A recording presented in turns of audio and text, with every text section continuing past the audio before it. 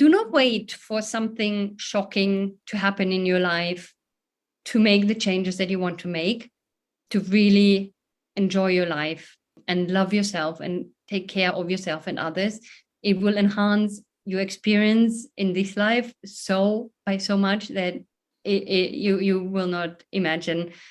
So don't wait until something happens, because unfortunately it always will, because we always lose someone or something happens to us.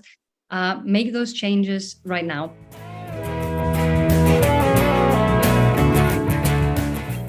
Welcome to Gratitude Geek. I'm Nesbitt-Rodarte, and this week I'm joined by the author of The Happiness Formula, a practical guide to unlocking your true happiness potential, and the founder of Creative Startup Academy and Let's Talk, Christine Michaelis. So welcome. You have been in the communications industry for 2 decades. You started your own company about 10 years ago, and then a few years ago, you were diagnosed with a brain tumor. So tell us that story. Okay. So that's now, like you said, a few years ago. Going back a bit more without telling you my entire life, but because people always ask, oh, how was I diagnosed with that? How did that happen? So basically, I have tinnitus in both ears since I'm 19. So that, for everyone who doesn't know what that is, that's when you hear that ringing or some noises in your ear the entire time, always. And I've done back then treatments over treatments to see what might help. Then about almost 20 years on, basically, I thought maybe there's some new stuff out there that might help with that. And I went to the doctor to get some checks done. And he said, oh, well, just to make sure, we're going to scan your head and make sure there's nothing wrong with the ears. And that's when then I said, okay, let's do that. 2 weeks later, I went to the appointment for the results, and he said, oh, good news. There's nothing wrong with your ears, but you have a brain tumor. And I was like, what? So completely inappropriate, let's say, how he made that.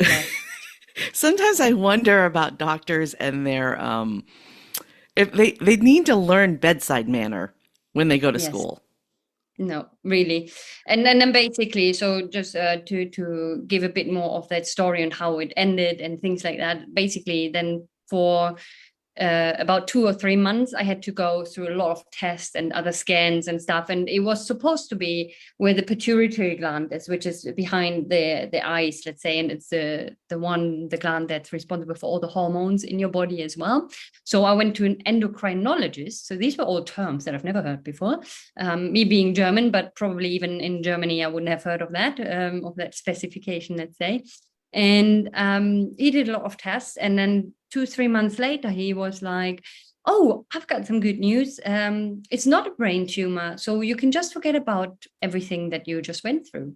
And I was like, what is happening now? So, everyone is just starting with, oh, good news. And then, I mean, this was obviously good news, but it's not that you forget something like that for 3 months, that you were diagnosed, or in this case, even misdiagnosed by someone. And the first one should have said, there's something that's strange, we should look into it. Because basically what it is, the gland is usually like a half moon shape, and mine is like a full moon shape. I found out later that this is really good in the spiritual sense, because I'm more connected to the universe. Which makes sense because of lovely things that happen in my life. And I really believe in that universe energy that helps me through that. But that's like the long story short, let's say, of what happened. Wow. So you ended up not actually having the brain tumor. How interesting. But all this, the whole thing changed your priorities, I'm assuming. Yes. So yeah. So I'm not sure if you know this or not, but I've been living with metastatic breast cancer for 10 years. So I've been in cancer treatment for 10 years, and I'll be in cancer treatment for the rest of my life. And sometimes when I read through your bio, I was like, wow, we're going to have so much to talk about. Because one of the things that I did was I decided that since I couldn't be in control of most of the things that were going on in my life through the terrible treatment, I could control how I felt. I could control my happiness factor.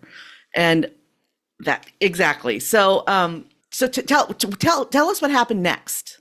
What happened next? Yes. So basically that was anyway a difficult time in my life. I was working really a lot. I was working 16 hours a day, 7 days a week. Didn't take really care of myself, not just with work, but in general, because it was a very stressful time. Was close to burnout and everything. So maybe that was the universe telling me, now you have to change something, because before you go into a really clinical burnout, or before something happens, you need to change something, and you need to make sure you take care of yourself, and also around for the people around you and your loved ones.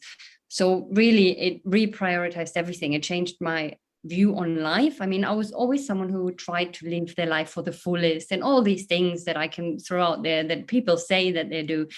But unfortunately, most of the time, something really bad needs to happen. So either a misdiagnosis like that, or a diagnosis like that, or someone dying, for someone else to change really drastically their life, and to understand that this is a short time that we have in this life. It depends on in what you believe in other universes, in other reincarnation. I don't know. Maybe you believe this is this and that's that. And it's shorter than you think.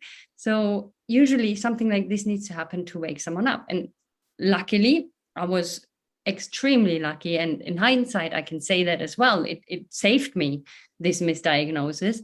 And I made a lot of changes in my life, including working less, creating that work-life balance, what people are talking about, and bit by bit. It's never happening overnight, something like that, because you can't just change from one day to the other. And if you're in a working rhythm like that, but I said, okay, no, I don't really want to work in the evenings. Let's try to get working hours in that is normal, let's say, or better for me. And who says anyway that you have to work 8 hours a day? And especially your own business, it's putting the pressure on yourself. And then, I don't really want to work on a Sunday. And then, I don't really want to work on a Saturday. So bit by bit, I took my time back and took time for myself. I implemented lunch, not in front of the computer answering emails, lunch, going out in nature, afterwards taking a walk, taking a break to reset. I came up with... Can we, just for a second, I have a tip for that. So let's not forget to talk about it when you're done. Okay, keep going. Okay. No, but the last thing I wanted to say is that I also started doing mindfulness Sundays for myself, where I shut off everything from the outside world, basically, and just do what I feel in that moment. So it doesn't mean that I don't go outside, but it means that I don't use internet, technology, or anything, and I'm just with myself, listening to myself. What do I want to do now? Because we're so caught up in routines, especially me, and still I'm working on this, that I was like, okay, let's just see how I feel at the moment and what I want to do in that moment. I told everyone, family and friends, you can't reach me on that Sunday. Don't worry, everything's fine, but you will not. And I did that once a month at least. Yeah. So that's brilliant, because it's so important to be in control of your schedule. I discovered this plugin. I think somebody shared it with me, but it's not a plugin. It's a Chrome. Is it a Chrome extension? Or it might not be a Chrome extension. It might be a Google. I don't know. Long story short, I use Google Calendar for my calendar, and I found it's not a Chrome extension. It's called something else, and I will link it in the show notes. It's called Reclaim. I've installed Reclaim onto my Google Calendar, and Reclaim does something magical. It adds my lunch breaks, because like Christine, I did not implement a lunch break, and I would oftentimes eat in front of my computer, even though you work at home sometimes. So now I have lunch breaks on my calendar. Reclaim finds the time and puts it on my calendar so that it's blocked off. Nobody can book an appointment, and I know that I'm supposed to walk away from my computer at that time and go eat something. So there's tool. If you're like us, I mean, and when women it starts when we have kids, right? We're so focused on raising our kids, we forget to raise ourselves, right? We don't raise ourselves up. So having these little tools that help you get there are fantastic. And then I wanted to add something else. I get a lot of people who inbox me daily, multiple emails a day saying, "Hey, I want to be a guest on your podcast." And so I have very strict hours that I record. And if you cannot record during those strict hours, I'm sorry, I'm sure you're fantastic, but so I had someone recently say, "I live in Asia and I would love to be a guest on your show, but I need to record my episode at 8 p.m. your time." And I'm like, "I'm sure you would be a fantastic guest, but I work between 10 and 5 Eastern." And it feels good to say no. Yes, it does. And I have done it so many times also because I'm also a speaker, and I on purpose do not apply or I respond, but I decline opportunities that are, for example, in the US, because they will be in my evening, and I don't have that energy. I also want to bring the vibes and the energy, even if it would be on screen. If we're talking about online events, and it's so good to say no. And I also declined podcast invites and something because I said no. I'm not going to do it. Yeah, I'm not. And weekends. Yeah. Well, thank you for being here at 10 o'clock in the morning Eastern, whatever time it is, Italy time. I finish at 5, so it fits right in perfectly. And there are ways to do. I have interviewed several European guests, several guests in Australia, and there are just ways to make your time zones match. Yes. Right. Australia, it's going to be like 4 o'clock for me, and whatever, 4 o'clock in the morning for them. Not really that. I don't know what the time is. It 10 hours? I don't know what the time difference is. Yeah, it depends. It depends, I think, because I was also speaking at an Australian event, but it was my 9 o'clock morning, and there's 7 p.m. Because time in different times than in Europe. And it's the day after, and all it's all this fun stuff.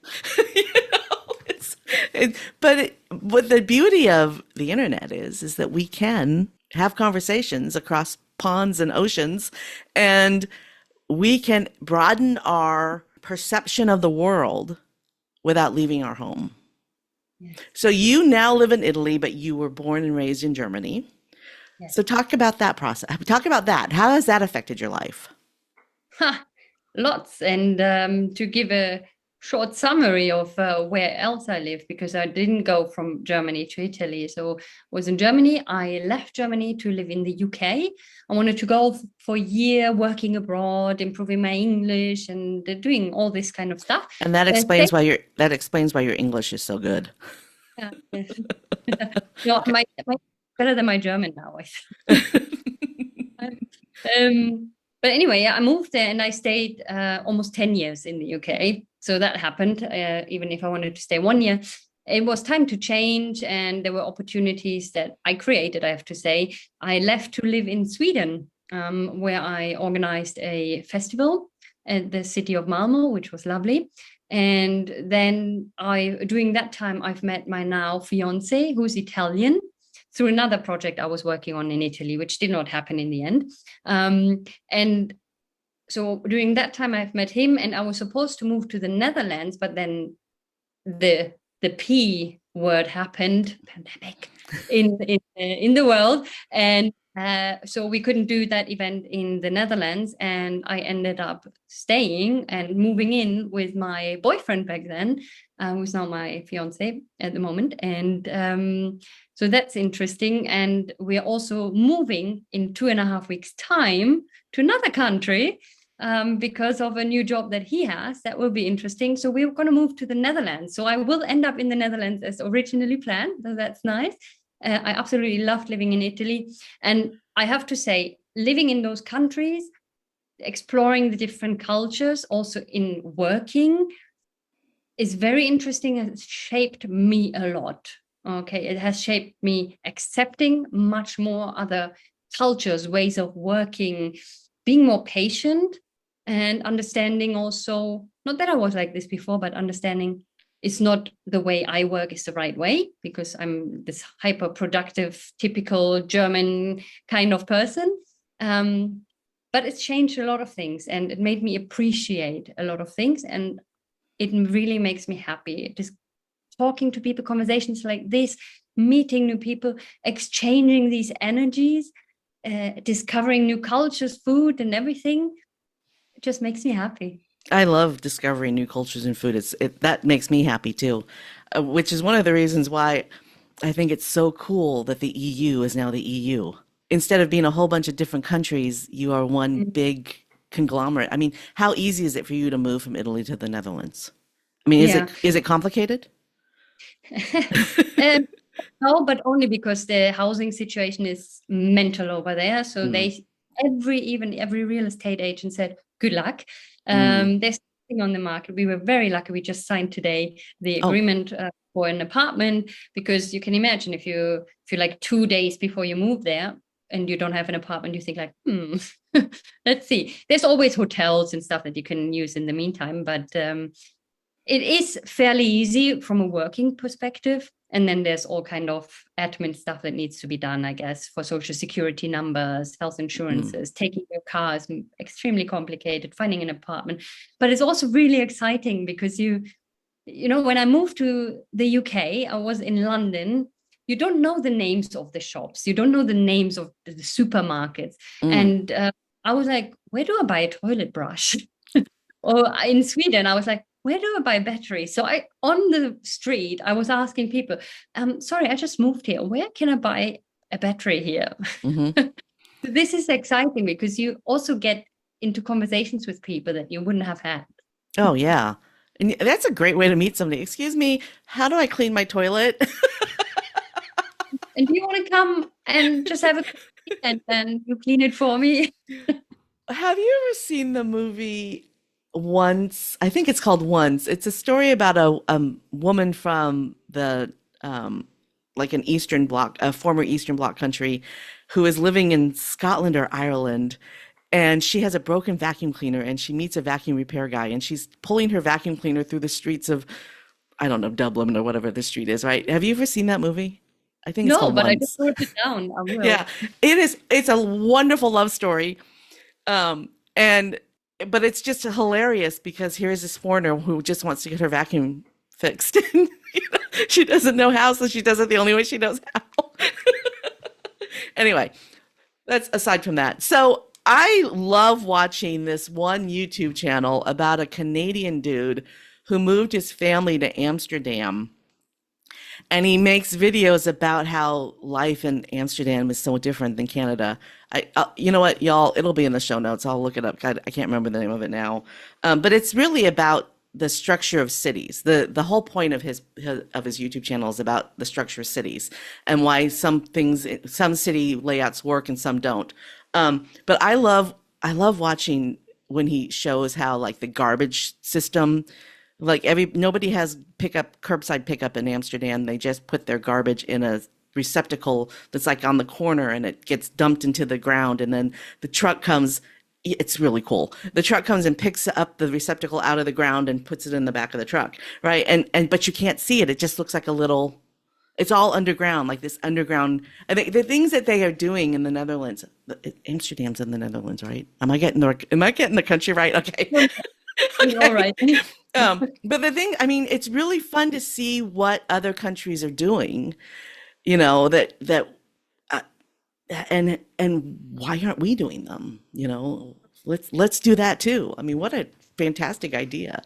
No more I mean, because we had a storm blow through yesterday, and the number of trash cans that got dumped over before the garbage can picked them up, there was trash everywhere.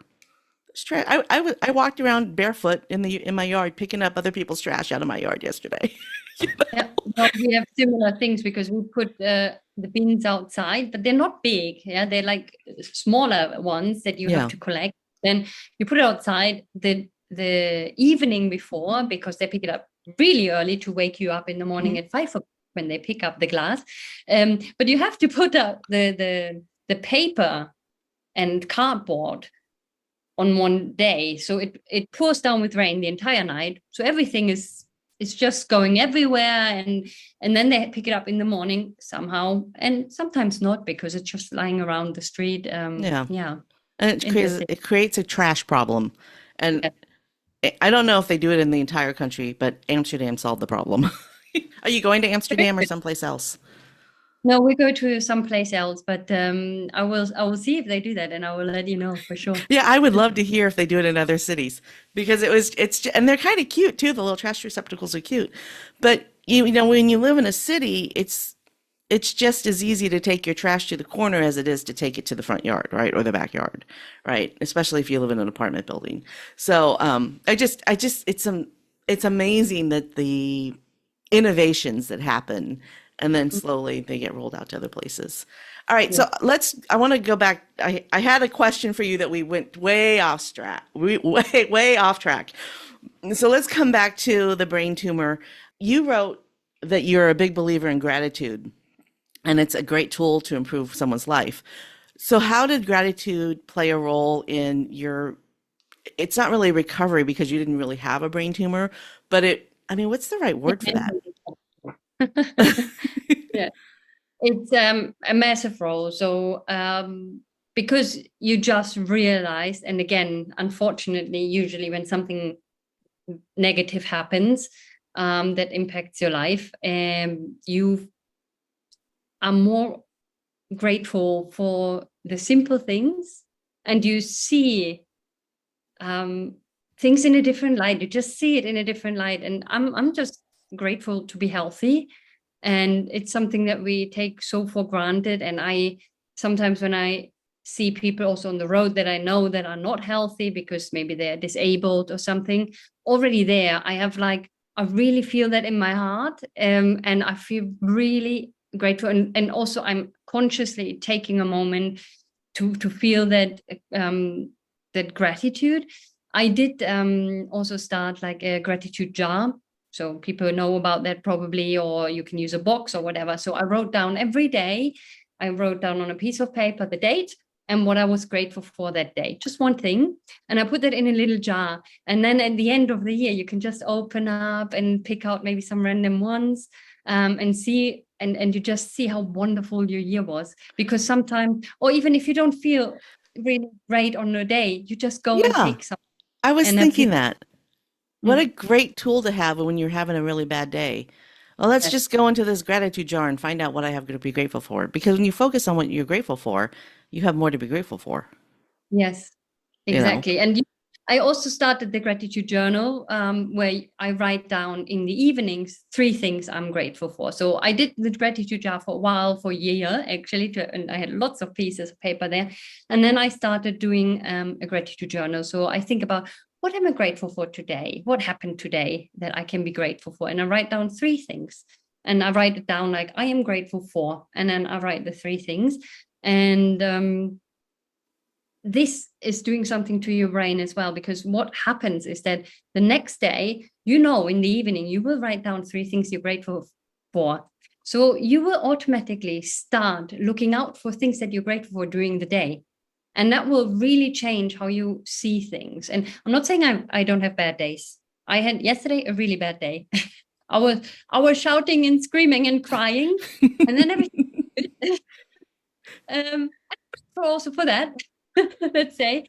So I don't want to paint the picture, oh, I'm this happy person that always just writes what I'm grateful for.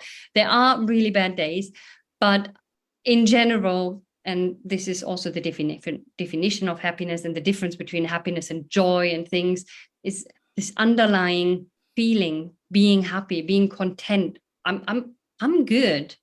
I'm healthy. I live in a lovely country. I eat. And I mean, it's not like, you don't have to always think like there's people that have it worse than me. And it is that case. But I don't like to do that. It's just like seeing the positive things as well. And that really makes a difference. It really does. I guess I'm a gratitude geek and I guess I haven't really been plugged into what this gratitude jar thing is. But it would be so easy to just find a jar in your house, right? I am grateful on it. Grab a packet of Post-it notes. Yes, Put the exactly. Post-it notes next to the jar, and every day before you go to bed, write one thing that you're grateful for and put it in the jar. And when the really cool thing about Post-it notes is that you can fold them Exactly. That's what and I've they done. stick together.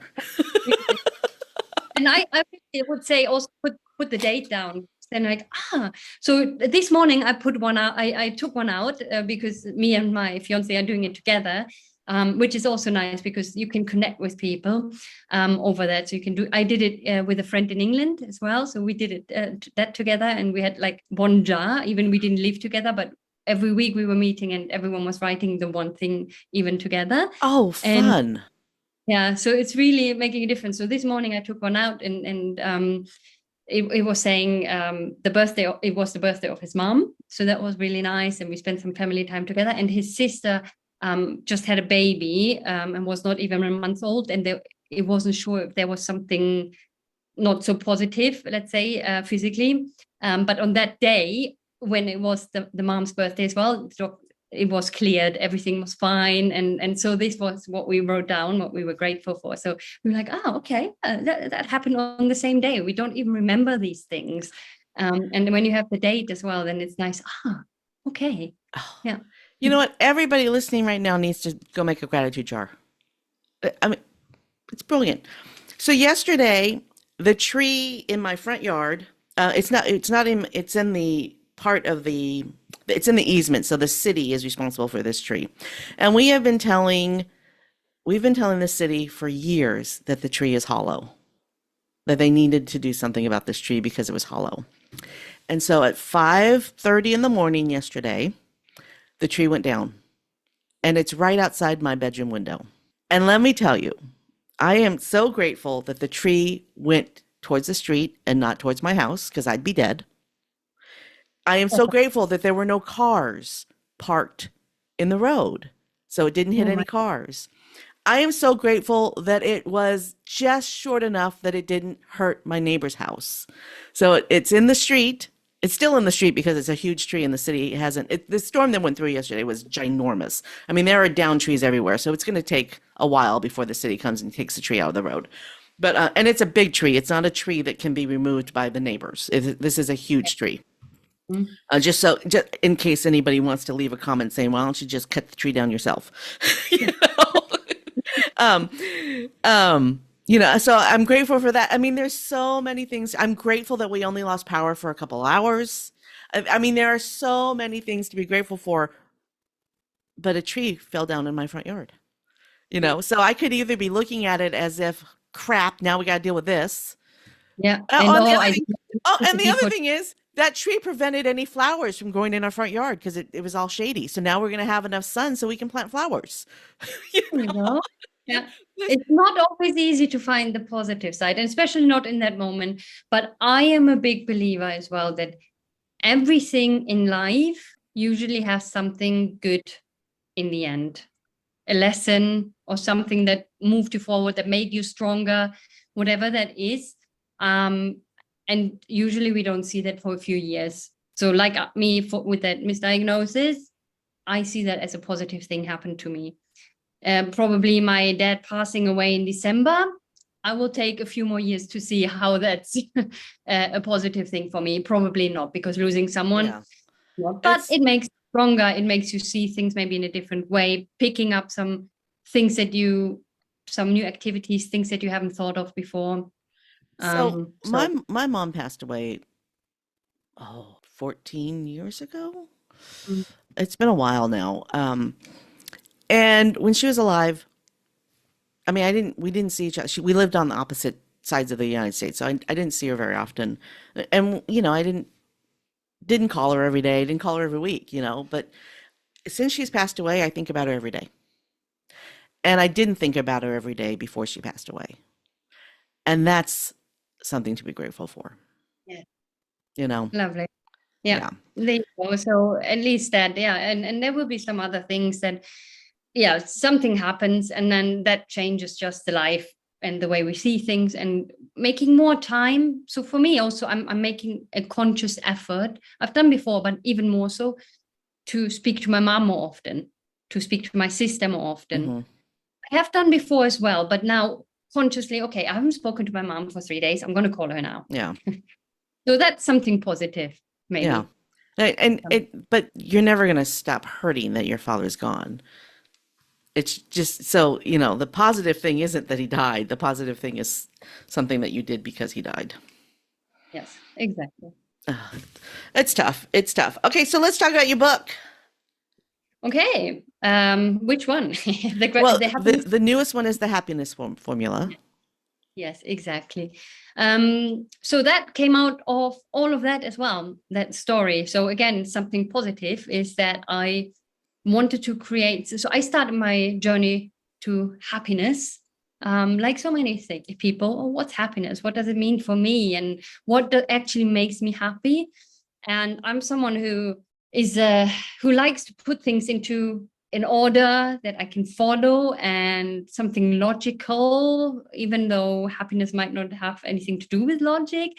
And so that's why I said, okay, let's everything that I've learned. So I soaked up everything I could about happiness, all the books, I did courses on health and well-being. I'm a certified happiness facilitator. I'm all kind of things. I want to ask you about that too, but keep going. I soaked up everything, and then I created my own happiness formula that I then shared by writing this book, to maybe support people to find their own happiness. And I know there's lots of books out there, and there's a lot of good books out there. There's models out there that I also explore in the book, that help people. It all boils down in the end anyway to similar things. So I'm not saying I invent something new. I just put it in something that worked for me, because I like formulas and things, making things easy for people. I want to talk about the happiness facilitator thing in a minute, but I had an interview recently, and my guest was talking about how he had turned API into assume positive. Rather, API means assume positive intent. That was what his thing was. If somebody says something to you, assume that they're being positive about it. And I got a comment on the YouTube channel that assuming positive intent was how predators or predators wasn't the narcissist or whatever. I mean, they just turned this really positive thing into something negative. It's like, wow, how can you live your life like that? Do I think that there are people who will do that? Probably, but it's not the majority. No, but it's like this negative bias that we have as well. It's always, and we can go back and all this fight and flight mode, and it's there to protect ourselves and to see some dangers and things like that. And some people just have that feeling stronger. And I mean, we always remember negative things more than positive things. Even at work, the boss always points out the negative things, and if he's a good leader, he will also point out when something goes well, but most of the time people don't. So the whole world functions like that, unfortunately, and people need to do a conscious effort not to do that. And I think you, with everything that you're doing, and also with this podcast, you're already wired like that, because you wired your brain, so that comes into there as well, to see the positive stuff. But some people don't, and that's also okay. There's not to criticize people, but it's obviously better if you don't, for yourself and also for others. Yeah, and I think a lot of people have difficulty not just finding the positive in others, but finding the positive in themselves. A lot of people do. And you've got to, I mean, that's part of being happy, right?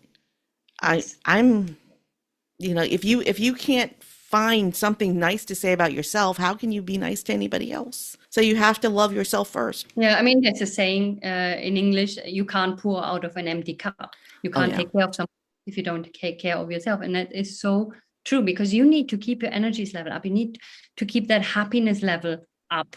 And again, it's like that. It's not just like that. It goes up and up and up. But I mean, happiness, if you're a happy person, you can also be sad. You can also be angry. Okay. Because probably you will have some comments maybe under this YouTube video as well. But I know. It's not about this. Okay. It's not about, it's about recognizing, okay, I'm angry, and that's okay. Because feelings and emotions, they're to tell you something, okay? And to challenge you and to bring out some good stuff inside of you. Yeah, you do need to feel the anger when you're angry, because if you bottle it up, it just explodes. I am not Jewish, but there is and I please, if you're Jewish and you're listening to this, please if I get this wrong, correct me so that I know for the future, but please take it with the best intent. I think it's at Seder. They put a wine glass on a plate and then they fill the glass until it overflows, because when you overflow, you have more to give. Mm. And I just think that's a beautiful way to look at the world, to always have enough so that you can give and share. And but you can't if you're bottling up your emotions. You have to, have that positive. So apologies if I got that wrong. Okay. So let's talk about this certified happiness facilitator. How does one become a happiness facilitator? Okay, so there's something that's called the Happiness Museum in London. It was founded by two friends of mine. And one, I think he was the co-founder as well, Shamash Alidina, who also wrote 7 weeks. What was it? 7 weeks, the mindfulness way through stress or something. And it's like an 8 weeks program. It's also one that I did when I was at that point that we talked about earlier a few years back, which really helped me. And in there also was this mindfulness day suggested. So they co-founded this Museum of Happiness, which is basically a pop-up museum that goes to different places and creates events. And it's amazing. Really, it's building communities and it's all around this happiness. And they came up and said, okay, we're going to create something to help people to facilitate happiness workshops, happiness activities, and can do and spread that happiness this way. So rather than just doing things, you basically go on this courses for multiple weeks. You learn all the tools, you understand all the happiness hormones in your body, what it does. So there's all kind of biology, science behind it, happiness models, and then lots of activities that you can do, and that you can either run as workshops with people or even do for yourself. So I decided to do that as well. It's a lovely course. How fun. All right, there'll be a link to that in the show notes. So talk about the happiness hormones. Okay, so the happiness hormones, we have different hormones, like we have that you obviously have heard of, I think, as well. So we have endorphins, of course, that come out when we do sports, when we hug people, all kind of activities really that we do. So basically, it's we have that amygdala. Thank God, this is a difficult word for me in English. That's okay. That is responsible for processing your emotions as well, and that can also create stress and everything. But anyway, so there's the hormones that come out with certain actions that you can do that will help feeding your brain and give you this emotion. And I mean, this is not a good example, but if someone is taking drugs or smokes a cigarette or something, you light the same thing up in your brain. But you can do that also without substance. Okay. And that's also what it's all about. So the feel-good chemicals, happiness hormones, as they call them, is, for example, oxytocin and dopamine that I already meant. And they can really help you to increase your overall well-being and happiness. And there's a lot of research there that shows as well how you can how that actually affects your body and your brain. There's actually an acronym if you want to know all of them, which is DOSE, let's say. So it's dopamine, oxytocin, serotonin, and endorphins. So DOSE. And dopamine is often called the reward chemical. It's something that comes up when you get a reward, a sense of satisfaction and a sense of fulfillment, let's say. Then we have oxytocin, which is often called the bonding chemical. Okay, so that's when you have a physical touch. Like I said, you hug someone, and that's released when you socialize, when you're part of a community. That's why it's so important to have community around you, if that's for religious reasons, or non-religious reasons, or for sport groups that you belong to, whatever.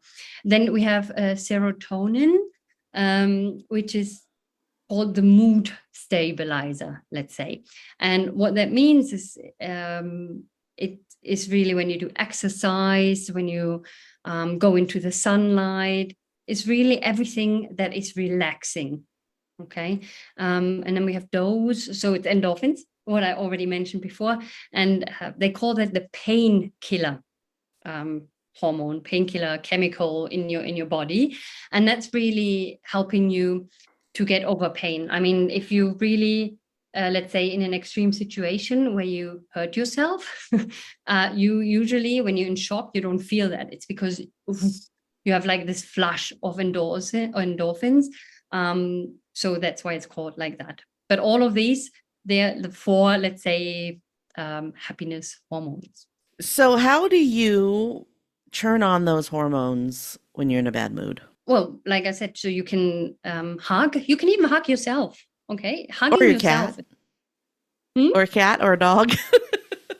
A dog, if you, oh my God, animals like cats and dogs, they are so good for your happiness as well. Just, I mean, if you have a purring cat on your lap, what's more relaxing? Okay, so that's you can do something that relaxes you. So even if you take a bath, okay, so like I mentioned, there's the ones that relax you more. There's the ones that give you like an adrenaline rush as well, with the endorphins and things like that.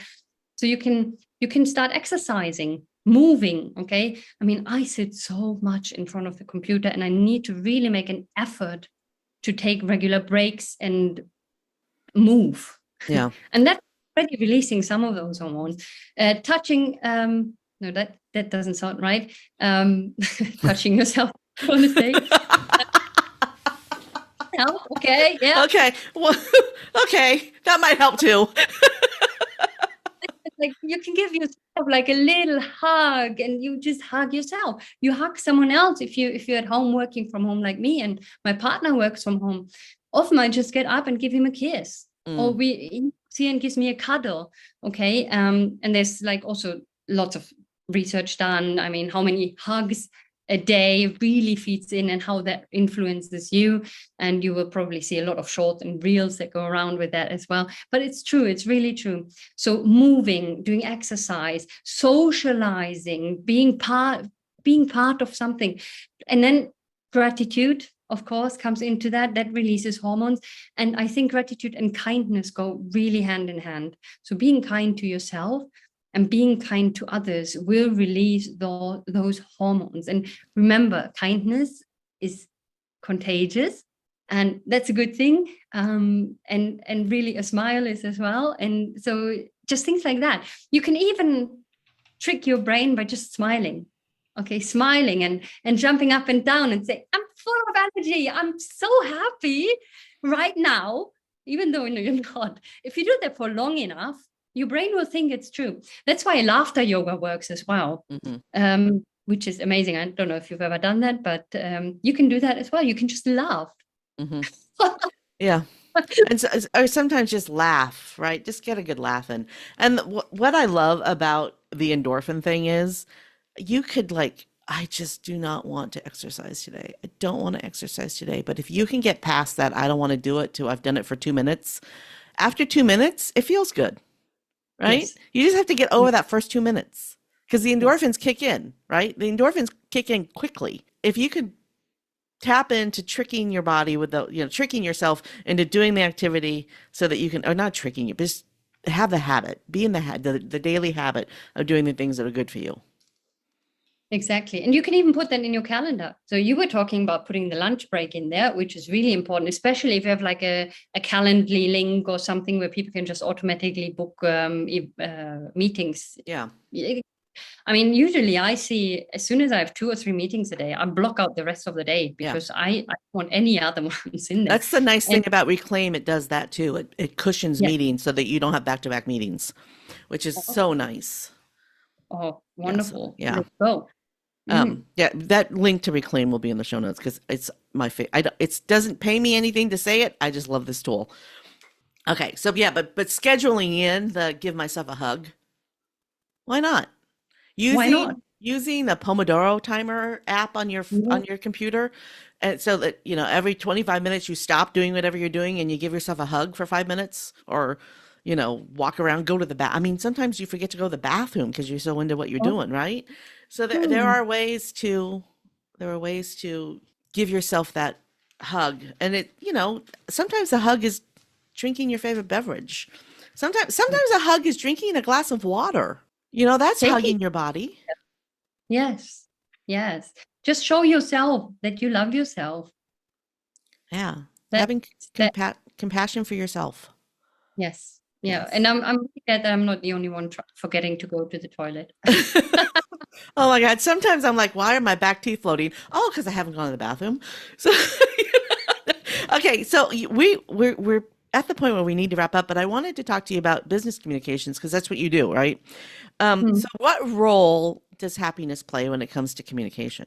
I think a very big role, because if you are happy and you can communicate in a happy way, if we want to go by a definition like that, that comes across your vibes. Even we're speaking now, okay? So you can transmit vibes also through camera, through tone of voice, through your facial recognition, movement, whatever it is. You can spread that happiness, and people, especially when you communicate, because there's so much information out there that goes into our heads. And I mean, attention span's getting so short, and I see that with myself declining. It's really bad. I think that's a really negative thing. Everyone is just shorts. Nothing can be more than 10 seconds and we're bored. Not me, luckily, not yet. But that really goes that way. So I think if you have that happiness in your communication, and you're full of joy and you spread it, people listen. People say, okay, oh, she's smiling, she has a lovely smile, oh, she sounds happy, let's listen to what she's saying. So I think the tone of voice, like they say, even if you do a call, they hear a smile. Okay. Hmm. And that is so true. And if you are communicating and you just communicate like that, and it's all very monotone, and my face is like that, that's very different than if I talk like this. So people will not continue Yeah. listening to you. They lose Yeah. interest. Yeah. So it's influencing everything. Especially if you're a podcast guest. It's really important to smile and be engaging when you're a podcast guest. So thank you very much for being an awesome podcast guest, Christine. Oh, thank you. There you I love go. it. Is there anything else that you want to talk about that we didn't cover? No, not really. There's just one really main message maybe that I would like to give to people that we mentioned a few times, but maybe we need to spill it out again. Do not wait for something shocking to happen in your life to make the changes that you want to make, to really enjoy your life and love yourself and take care of yourself and others. It will enhance your experience in this life by so much that you will not imagine. So don't wait until something happens, because unfortunately it always will, because we always lose someone or something happens to us. Make those changes right now, tomorrow. Yeah. Start making changes. I am a testament. I don't know if that's the right word. I don't know what the word is, but I have been given 10 years of life, and I fully expect another 20. And every day I'm grateful. There was a book that was written about the time that I was diagnosed, and it's called Cancer Didn't Make Me a Better Person.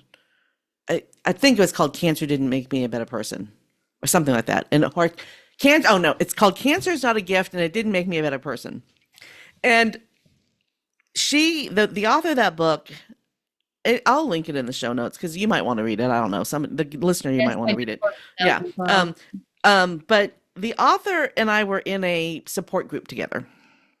And every time I read one of her blog posts, because I was trying to be supportive of the other people in the group, every time I read one of her blog posts, I just felt terrible. And I'm like, how can you go through your life this negative? Okay, so I'm not endorsing the book, but somebody might want to read it, right? I mean, I just couldn't understand why she couldn't just, I don't know. It was just so it just made me feel terrible. I actually left that group. I left that support group because it felt icky to have that attitude. You know, it just wasn't a good attitude. Yeah. Okay. So no, cancer isn't a gift, but to prevent yourself from seeing the positive is so harmful. There is a positive. I mean, there are a gazillion things that happened to me that wouldn't have happened to me if I hadn't have been diagnosed with cancer. Like I discovered just how much people love me, you know, and people don't feel that love until, I mean, people show up to your funeral and they talk about how great you are, but how is that going to help you if you're dead, right? Well, when you're diagnosed with a terminal illness, people show up for you and tell you how much they love you. Yes. And people don't normally do that unless something terrible's happening. So maybe we need to do a little bit more of that. Maybe we need to tell people we love them more often. For sure. For sure. Anyway, that was a kind of a weird note to end this on. So let's flip it. A positive one, a positive takeaway. Yeah. Yeah. Okay, so this is your moment of gratitude. Christine Michaelis, for whom or what are you most grateful? For being healthy, and also for my loved ones to be healthy. As simple as that. Because if you're not healthy, there's a lot of things that change. But for now, everyone is healthy and we can make the most out of this. And I mean, even not just terminal illness or anything like that, but also not being in a wheelchair or something if we want to go in that extreme. So really being healthy in the body and the mind, I think is really, really something we should be grateful for and not take it for granted, which we do. Thanks for tuning in to Gratitude Geek, the podcast for grateful micropreneurs building genuine, lasting relationships with clients, colleagues, and community. Our theme music is track 14 by Rev Brock and Soul Lily. To connect with our guest, Christine Michaelis, head over to the show notes at gratitudegeek.com. This is episode 228. I've been your host, Nesbitt-Rodarte. Stay groovy, my friends. Stay groovy, my friends.